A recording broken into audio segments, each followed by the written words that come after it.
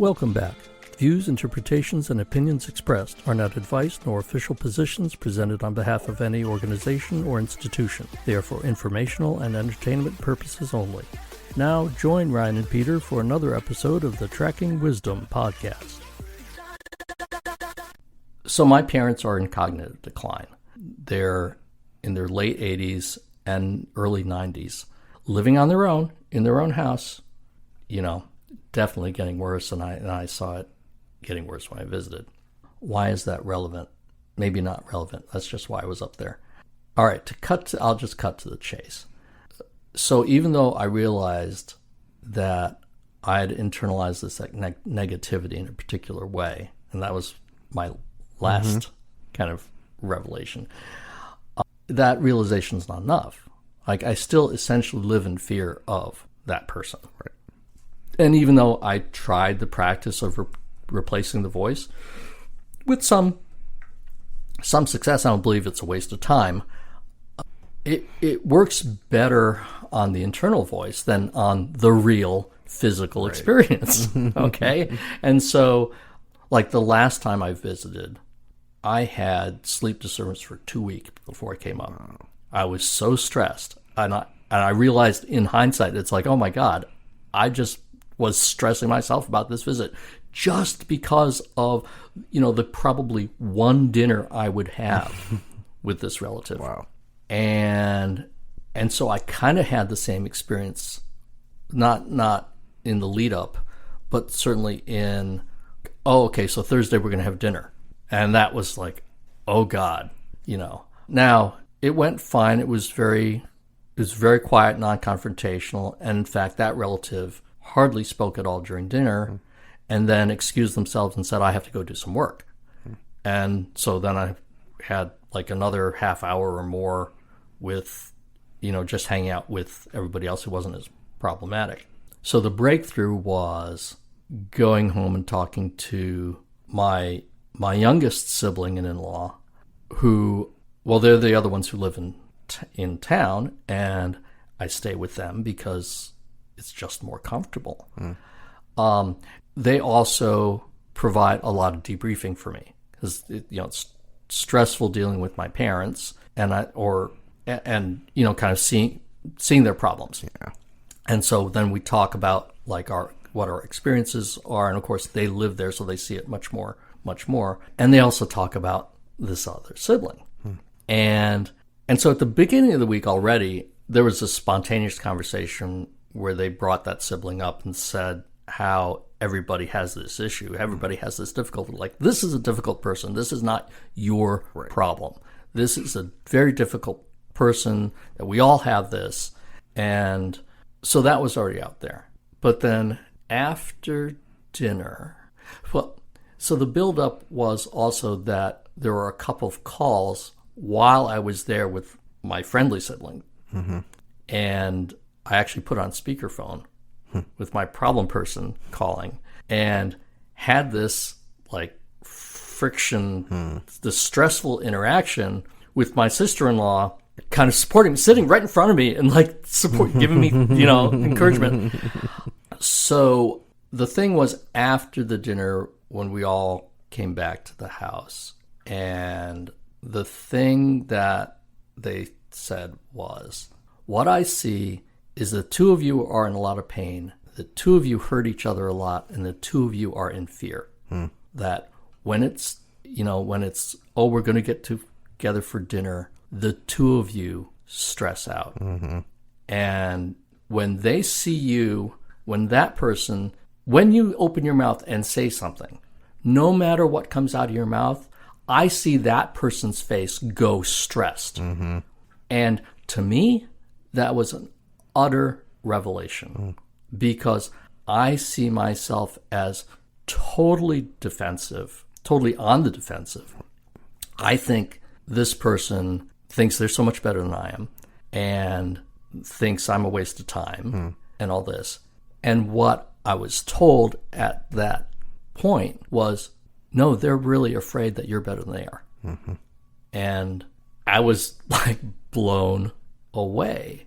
And then there was a lot of detail about, because I said, well, I think their life is much better than I think they're more successful in their life than I am. And then came the revelations of like, no, this is what's going on, and this is, and this is how they experience social interactions, and all this stuff, which destroyed my conception of they were, what their life was like, and what their opinion of me was like, which, come to think of it, was the validation of what I had said last time, that I only knew 1% of who they were, which is what they project to me is the 1% of what I see. And what they don't tell me, when they don't tell me, I'm insecure, I'm afraid of you. And not only that, I'm afraid I'm a failure because all this other stuff in my life, that I just felt just this overwhelming compassion, which surprises me a little bit, because I wouldn't have been surprised, or I'm a little bit surprised that I didn't have a vindictiveness, that I didn't have a vindication of like, of like, well, good, Instead, I just felt, oh my God, now I can finally be compassionate, because I've been struggling to be compassionate, because that's the practice. Like, go to the person who's your biggest adversary and wish them loving kindness. And I've been doing that, but there's something missing. There's a fear. There's still a restriction, a withholding. And so in that moment, all the fear vanished and the compassion just flooded out. And I felt like, so for the next couple of days, I was just really, I drove home through foliage and I was in heaven. Nice. I cannot believe how relieved I am, how good I feel, and how I'm not criticizing myself. So that was really extraordinary. Now, at the same time, I got home, and did I treat my people at home? No. Yeah. I got home, and I immediately got myself in trouble. Yeah. And in fact, my wife, we drove somewhere and there was friction in the car, my wife and daughter, and my wife got out of the car and said, "You've been home less than 48 hours. You need to try harder." And it was the perfect thing to say. Yeah. Like, if she had been defensive or anything, it would have been worse. But she just said that, walked away, and I was like, you should have stayed at the car, because I sat in the car and I cracked up, and I was like, oh my God. It was, I really thought it was hilarious how right it was. Like, oh, I just had this major breakthrough, and I'm so compassionate, and so I'm so relieved of my burdens and everything, and come home and picking up people. Which is to say, ingrained patterns are hard, and breakthroughs are important, but it's not a one and done. Right. And you can't, I can't devalue the breakthrough that I had by saying, well, how come I'm not perfect now? Right. And from all accounts, enlightenment is the same way. Nobody has one and done enlightenment unless you decide to go to nirvana and die immediately. That people have enlightenment experiences, and they choose to build on them or they don't. Right. So, did I ever tell you about the guy I met who had an enlightenment experience as a grade student? This is an interesting story. He was in grade school, and he was looking out the window at this golden light. And so he told me about this experience, and he said, I had this enlightenment experience, and it sounded, I can't recite it, but it was congruent with, and he had gone on to study later on. He didn't immediately build on it, but he remembered the experience when he was studying Buddhism. And he said, yeah, that was, a genuine enlightenment experience, but he didn't build on it. So he's a very smart, I don't know him very well. I've met him a few times at parties. Very smart guy, pretty accomplished in, what he does, quite conversant in Buddhism. But, when I asked him how his practice was, like, whether he meditates, it was, well, my knees bother me. It's like, oh my God. Just stuck in that. Just really, like, you had a taste of it. And you can even tell me about it, that that it was an enlightenment experience. And yet you choose all this other stuff. I was just, So, I mean, it's kind of like conversations with God. Like, I speak to you all the time, Right. and nobody listens, Yeah. So, anyway, but I think the bigger point, that was just an example, but yeah, the bigger point, it's not one and done. Right. And so, I don't know if we said this before, but I think, a lot of people have enlightenment experiences and don't know it. Mm-hmm. Oh, in fact, that was from The Householder's Vinaya, which is the book I talked about last time or before that because we're not trained to pay attention, we miss our moments of clarity. We miss, and if we could pay attention and put them all together and say, this is a moment of clarity, and become more sensitive to it, and then say, this is a moment of clarity, and become more sensitive, eventually we'd see God. Mm-hmm. Eventually we just become so sensitive to it that we see it everywhere all the time, which is the kind of thing that talk about in Conversations with God, which goes to 2 points. So from the Householder's Vinaya and from what we've been saying is intent and practice. And the intent comes first, like kind of the most trivial thing. And people beat themselves up for having good intent. In fact, we even have the cultural saying that undervalues good intention. What road to hell is paved with good intentions. You must have the good intention in order to start. Unless, even if you are the fortunate person who has spontaneous enlightenment, if you do not then bring intention to that experience, then it is lost. And your opportunity is lost forever, but you're neglecting the opportunity. So intention is key, and intention doesn't mean that you have to succeed or be perfect. You can fail again and again as long as you maintain your intention. You can progress. And that does require faith. That does absolutely require faith, because in the face of discouragement, it's hard. And so persistence really means, it really is a leap of faith, and that persistence is essential. Intention was the one. Oh, and practice is the other, which is the same as persistence. So I think that the reason I was so receptive to this event, and that I immediately felt to compassion, was because I've been sending that intent for months and months. I mean, I've definitely been laying the groundwork, and this is, again, the faith.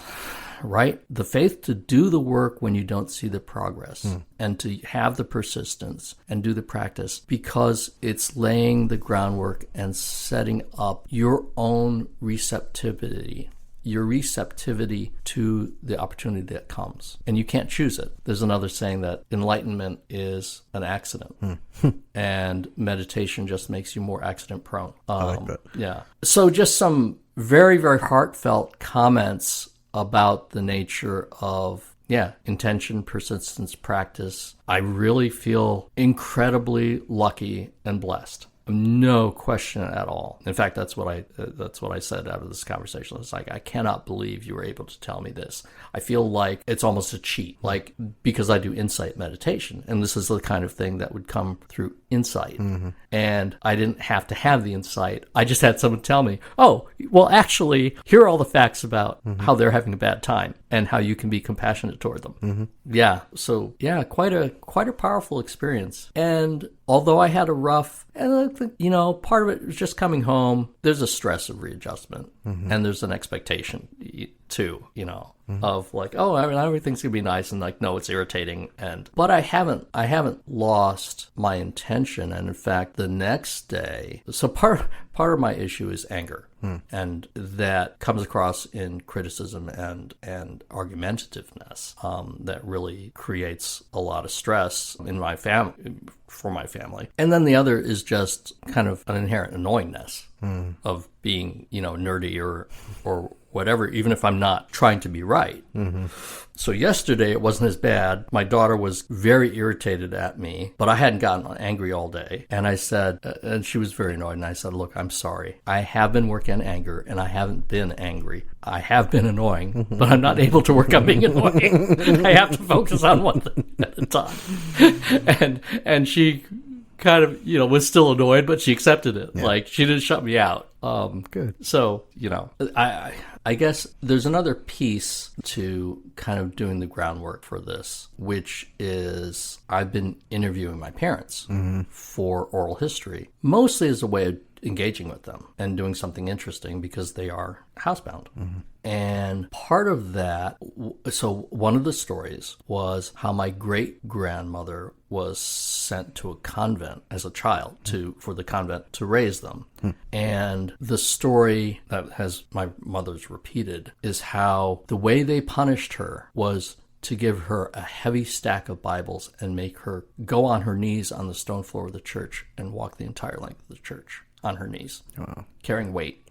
And so it's kind of trivial to identify that as a kind of original sin originating trauma that basically, my mother's saying, that's why your great-grandmother was so messed up. Right. And she had problems. And then your grandmother was messed up and really mistreated me. And there were some stories about that. And although she's not saying it and she's not making an excuse and she doesn't think she's messed up, that's the message. It's like, oh, and that's why you're messed up. And that's why my sibling is messed up. But having that knowledge of being able to very explicitly see, wow, this goes way back, and this goes way back to some severe abuse, which is, that's only one example. Obviously, that's a tough life. If that's just one punishment, is very helpful. So what I'm saying is there's a lot of groundwork that came from different ways. I mean, this was just coming from getting to know my parents to give them something to do during their day. It wasn't out of any, kind of intentional, let me learn. Right. It wasn't an investigation, but it came out. And so I know how it came all the way down to my problem sibling, who then not only was a parental figure growing up, but has persisted in that behavior to this day with the entire rest of the family. Right. That's and so being able to see that so clearly is very, very helpful in kind of setting up the conditions to have compassion, which is just to say you can have the intent to have compassion and you might not find it until everything comes together. And I just want to say again, for those on that kind of path, it's so important not to beat yourself up, and not to give up, and kind of put all these things together and kind of understand it and build a place where you can essentially hang in there until it happens. Yeah, that's the bottom line. Yeah, it might be helpful to someone to elaborate a little bit on the kind of relationship that I've been dealing with here, and a big part of it is comparison, which I do all the time. I know it's very, very common, but I certainly feel it, judging myself against others. And so, I have this sibling who lives very ostentatiously. In fact, even the word ostentatious, so the story is, I called him ostentatious one day while I was standing in his office with, I'm trying to avoid pronouns. And there's this 8-foot tall mirror with something like a 2-foot wide frame that's all gold leaf. Wow. It's basically this giant, massive museum piece. It's probably not 8 feet tall, I'm exaggerating, but it's massive, and it is Baroque, and it is gold. And my sibling said, "Hey, you think I'm ostentatious?" And I said, "Look at this mirror." I said, "That is ostentatious." No, I just call that nice. But really, the whole room, the private work office, the desk that's actually used to work on is the same style. Like this Baroque antique. Gotta be antique. And for listeners who don't know, if it's not more than 200 years old, it's not antique. So that was just the example of using the word ostentatious, which was contested. I'm not ostentatious. Bespoke shirts from my guy in the city. So there's actually, a personal relationship with a person who makes bespoke shirts. I mean, I've never heard of someone in my circle of contact who has bespoke shirts. $500 shoes at the drop of the hat. Trip to Italy again. Well, of course, we have to get a few $1,000s worth of leather goods because we're here in Milan. And if you're in Modena, then of course you're going to get a $500 bottle of balsamic vinegar that's been aged for 50 years. Because what else would you do? Just to say that there is this very elaborate facade of success, which continues and continues and continues. And I found out that the facade is not built on any kind of a foundation. It's an empty foundation. And here I was, comparing my level of success to this and finding out instead that, there was this compensation from this sibling for the accomplishments of the other siblings, which are more... Well, I think it's safe to say we 3 siblings have advanced degrees. This one doesn't. I certainly have never perceived that as any kind of issue. I've never looked down on a sibling for not having an advanced degree. It's just why would I? And frankly, I don't value my advanced degree that much anyway. That's a whole nother story. It's more of a badge, and it was definitely a parental expectation. That's really why I have it. Yeah. So... just to say that if, like me, you're someone who builds your identity around comparison with others, the facades can be very convincing. And there's really, we shouldn't compare ourselves anyway, but easier said than done. But I think it's potentially helpful to realize that the facade of even someone close to you, and I say close kind of reservedly because we're not at all close. We're just very closely related. Right. That's what I mean. The facade can be very convincing and be empty. So again, don't get discouraged. And don't get discouraged that you continue to compare yourself. Again, this is, it's all about intent and persistence. I'm sure I know I continue to compare myself, but build the intent and the practice of not comparing yourself and lay your own foundations to be ready for the opportunity that comes, whether it's an opportunity for personal success or an opportunity for insight and reconciliation. That's my next thing is I don't think the sibling is ready to reconcile. In fact, my other sibling said they don't have enough insight to ever want to. Yeah. But I'm going to start laying there, and this is my lead into that whole conversation with my siblings, that I was planning to work towards a reconciliation because this is a negative relationship that's consumed my life. It really is very much part of my identity because this sibling was just so emotionally influential. Really the most emotionally influential person in my life. Interesting because I told about the family ancient history that of dysfunction, and somehow it just skipped my parents' direct influence on me. Right. And jumped to my siblings' influence on me. But yes, the next thing is for me to continue my internal work and start to lay the groundwork for reconciliation. And at this point, I don't think really the intent is to ask for forgiveness or to give for forgiveness. Although I think that has to happen. I am definitely I definitely intend to apologize for my role in the toxic relationship because I cannot say that I haven't taken opportunities when they presented themselves to take a shot and try to get the upper hand. So, which obviously would reinforce the insecurity that's the root of all this. Mutual insecurity. I'm kind of feel like I'm starting on a new journey to lay the groundwork to work towards reconciliation. And it doesn't mean, just pick up the phone and say, hey, we got to talk. I know that I have a lot of internal work to do. So did that cover it? I think so. You had started saying something about a story about your mentor from... Oh, no. I was just saying that this is the kind of breakthrough that I think would be of interest to my group mentoring and, potentially helpful. If nothing else, it's just hey, this good thing happened to me and I want to share with the group. But I think my mentor is really good at finding added value in something, so I might get some additional insight or, well, obviously I can definitely ask for guidance guidance in working towards, what are the steps that I should be taking to build a path to reconciliation, and what should that look like?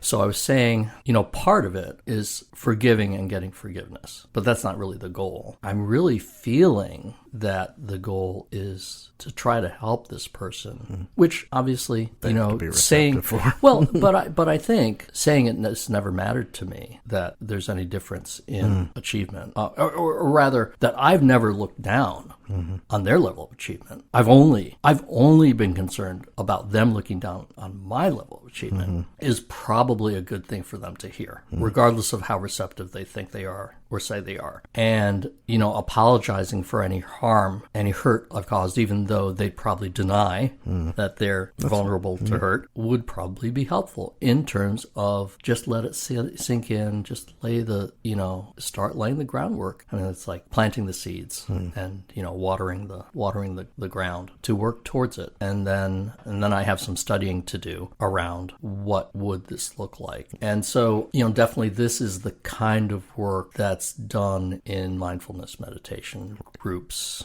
especially with my teachers, Tara Brock and Jack Kornfield. So I look forward to this journey. It's nice to have something that, to have some purpose that is hopefully helpful to someone who's in pain. All right. Yeah, that was a good one, though. I mean, obviously I said offline, but I'm very grateful that you were open in sharing that experience, because I think that I know in my own experience, sometimes sharing deeply meaningful and personal experiences, sharing them outwardly is a risk, I guess, right? And it's a risk that whoever you share it with might just tear it apart and shut it down and tell you all the reasons why it isn't a certain way. So yeah, I think it's important that we, meaning humanity, shares these kinds of insights. I wrote down a number of things. Some of them we've already kind of touched on.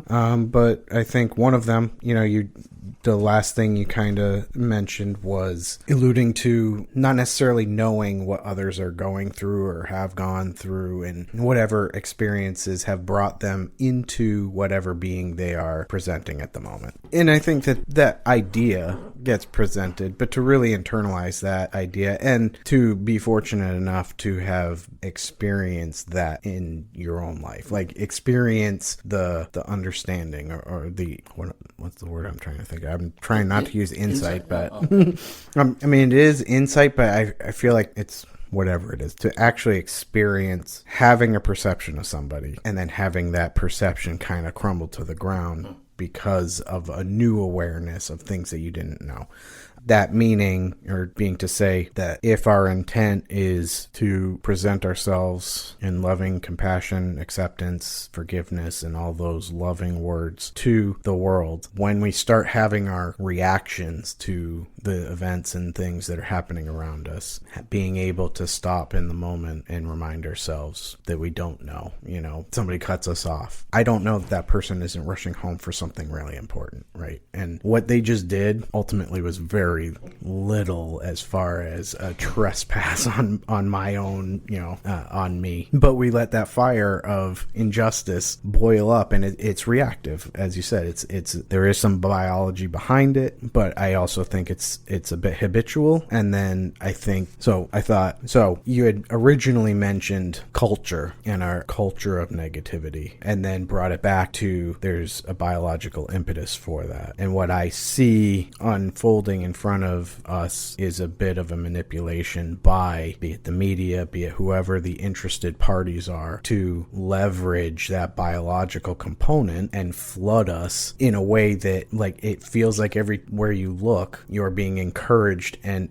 rewarded for falling down that rabbit hole. And so it's natural and biological for us to love and to fear, right? It is that dichotomy, and we do have that choice. And what I heard you saying, and I think I agree, is we've really fostered both externally through our culture and also internally in our engagement with that, the negative side. And I had written down practice, and you mentioned practice a number of times, but it's like, it's not a one and done thing. There's a reason why they call it practice, right? And we don't go on a diet for a week and then expect that, oh, now I feel much better this week. Now I know that, and I'll never fall victim to the other way of thinking ever again. I'll never pursue a gluttonous feeling for cake or something like that. We all know that's not true, and we need to extend that compassion and understanding to ourselves in this kind of work as well, that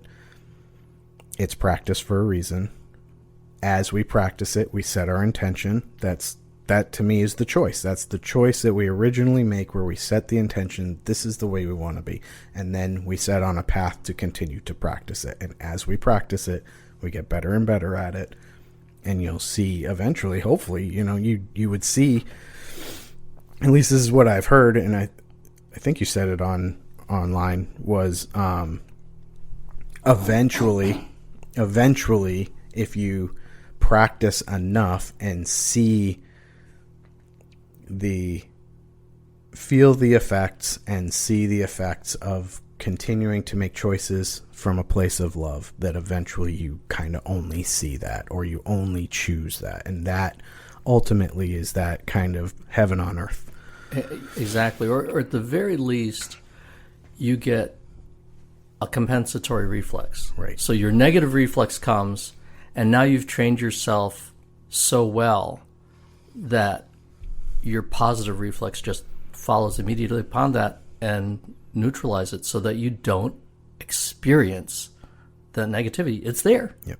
It's there. That's the phrase I always love is having tea with Mara. So that Mara shows up and you just say, "Oh, come, let's have tea." Yep.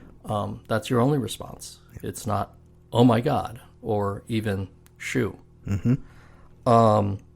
I found a quote to what you said at the beginning about not knowing what people are going through. So the poet Longfellow writes, "If we could read the secret history of our enemies, we should find in each man's life sorrow and suffering enough to disarm all his hostility." Just exactly what I was thinking when you said that. Yeah, for sure.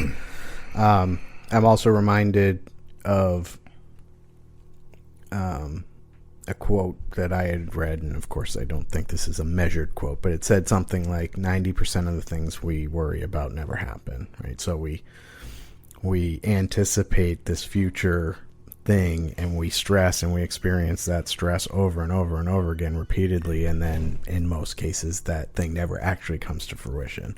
Twain, there's a Twain quote Okay. To that effect. I've had many troubles in my life, most of which never happened. Right. And I think that's an important thing, and I've shared that with my daughter and my wife, I think, a few times, and just when we're inclined to, and that's not to say we shouldn't be prepared, but that understanding and having the awareness that as we stress and elaborate on our anticipated experience, that we do in fact end up having that experience because we're stressed about it and thinking about it. And whether it actually happens or not, it did happen because it happened inside of us.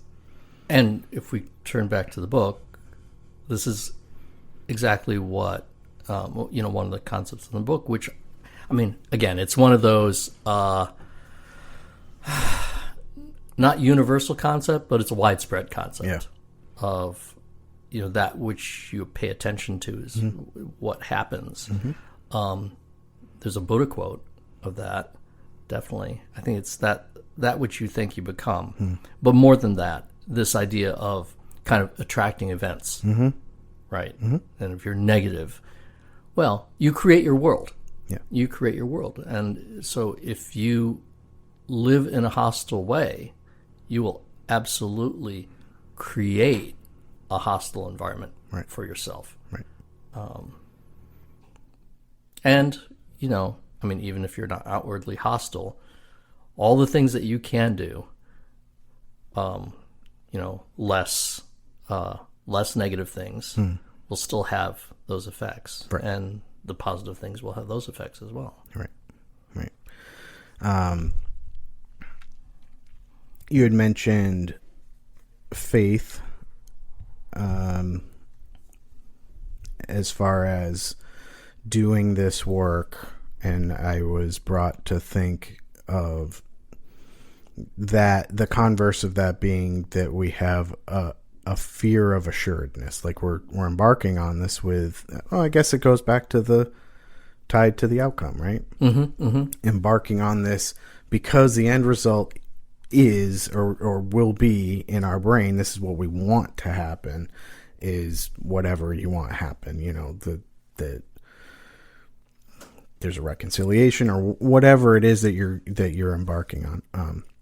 That is that fear of the fear of assuredness, meaning I'm fearful that the assuredness is not guaranteed, and then become concerned that I'm doing this, but nothing will ever come of it, or whatever it may be. And the faith is to be able to move forward through that, and ultimately, I think, and it's kind of been said, that it is assured. If your intent remains the same and you continue on the same path, you will bring into your experience the thing that which you want. You can go ahead and just say whatever it is. So, I want to say a couple of things about faith because, if you're like me, faith can be a difficult word. If you see yourself as a, rationalist, what we're using the word faith, but we're not using it in the Christian sense of trust in God, and I believe because my God told me to believe. Mm-hmm. That's where I think a lot of people, when you say faith, that's what they're thinking. Mm-hmm. And this is a different kind of faith, really. It probably has parallels, but this is what I would call a rational faith. Mm-hmm. In fact, probably the most rational way of putting it, without using the word faith, would be trust the process. Mm. You're engaged in a process. When you select a practice based on some tradition, or even say based on conversations with God, not a tradition, mm-hmm. but you're selecting a process. You trust the process. I'm going to work the process until I see some outcome. And I guess the scariness is like you said. But what if I can't see the outcome? So that's where, in terms of having faith, it's useful to have examples of success. And that's where, a traditional faith can be helpful, because there are many writers for the traditional faiths that you can read and say, oh, this is what they did. This is what happened to them. Mm-hmm. So something with, I'm sure there are similar examples with conversation with God, but this is where I'm getting comfortable. And I think we both kind of feel like, we don't want to promulgate this book, per se. We just want to discuss how interesting it is. But it is. Oh, that was something I was going to say, which is this volume doesn't seem to be very actionable. So I'm expecting that comes later. And in fact, I know it does, because now they have courses and workbooks and things like that, which so. Don't pick this up thinking that you're going to have an actionable solution.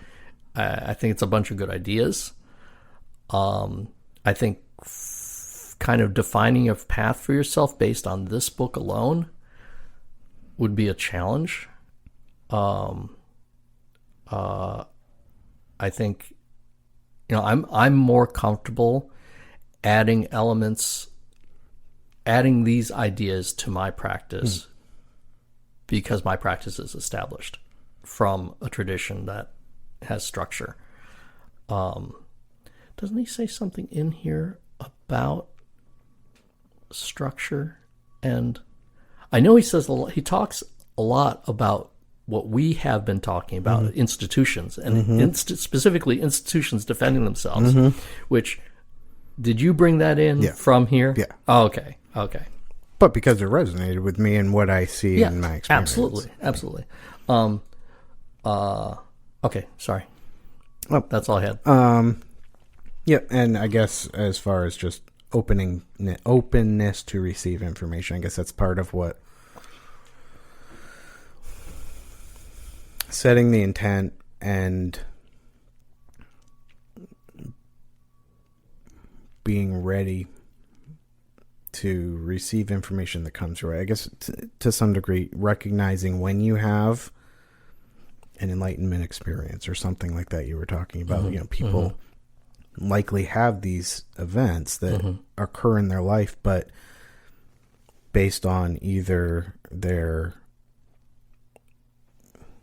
internal evolution and place where they are and the circumstances, they may not be able to really, and I guess that's where the ears they hear and thing kind of comes into place, is to be in a place where you're judgmental, the part of you, which is the biology that is inclined to pass judgment, value judgment on events and circumstances and materials, to be able to relinquish that enough to be able to hear a gem of wisdom when it comes to your ears and not immediately, knee-jerk reaction and throw it out.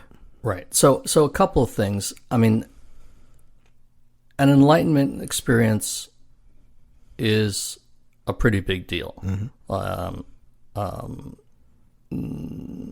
Basically, I think they're pretty much always associated with sensations, physical sensations, either of lights or of bodily sensations. So, they're pretty, I'd say, hard to miss. But you could interpret not it easy to interpret it. Right. Exactly. So you might know that you experienced something, but think that you had an illness. But the point I want to make is that there are many other experiences which the author of The Householder's Vinaya calls, I think, moments of clarity. And I think this is kind of referred to, this is like one of the ideas in Conversation with God of, I talk to you all the time, you don't hear me.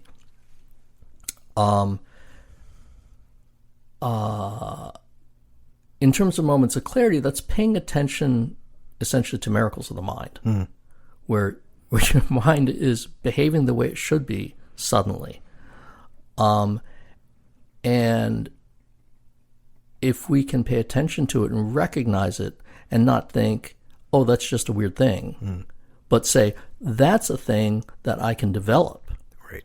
Then that is very key. And then the other idea, which I, again, more from the book, more from Conversations with God, is just being aware of daily miracles. Right. Like, what is miraculous in your environment right now? But so that's all part of developing this sensitivity. And I guess the caveat is you can't just decide to do it. Okay, this is where I think that intent is not going to get you very far. To say, I'm going to pay attention to the little miracles. I mean, yeah, for a little while you're going to say, oh, look at that. Oh, isn't that interesting? It's not going to last. This is where you need to have a specific path and method.